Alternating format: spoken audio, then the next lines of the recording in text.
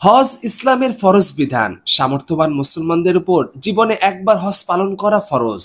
কবুল হজ মানুষের জীবনের সব গুনাহ মাফ করে দেয়।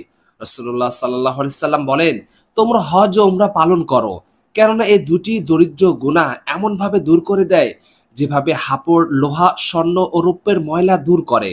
আর হজরে মাবরুরের বিনিময় জান্নাত ব্যতীত কিছুই নয়। এর বাইরেও কেউ চাইলে নফল হজ আদায় করতে পারেন। তবে কোনো ব্যক্তি হজ করার সামর্থ্য না থাকলে তিনি চাইলে কিছু আমলের মাধ্যমে হজের সওয়াব পেতে পারেন। এমন কয়েকটি আমল হলো: ফজরের পর থেকে ইশরাক পর্যন্ত আল্লাহ জিকির করা।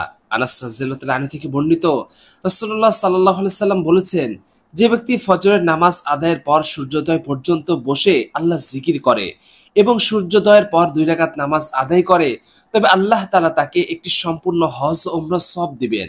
জ্ঞান অর্জন করা।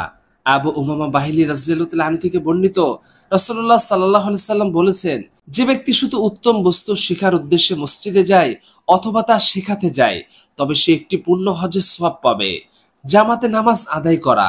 আবু যর রাদিয়াল্লাহু আনহু থেকে বর্ণিত, রাসূল সাল্লাল্লাহু আলাইহি সাল্লাম বলেছেন, আল্লাহ তাআলা কি তোমাদের এশার নামাজ দেননি, যা জামাতে আদায় করলে হজের সমান সওয়াব, এবং ফজরের নামাজ, যা জামাতে আদায় করলে উমরার সমান সওয়াব। মা বাবার খেদমত করা। আনাস রাদিয়াল্লাহু আনহু বলেন, এক ব্যক্তি নবীজি সাল্লাল্লাহু আলাইহি সাল্লামের খেদমতে এসে বলল, আমার জিহাদ করতে খুব আগ্রহ, কিন্তু সামর্থ্য নেই।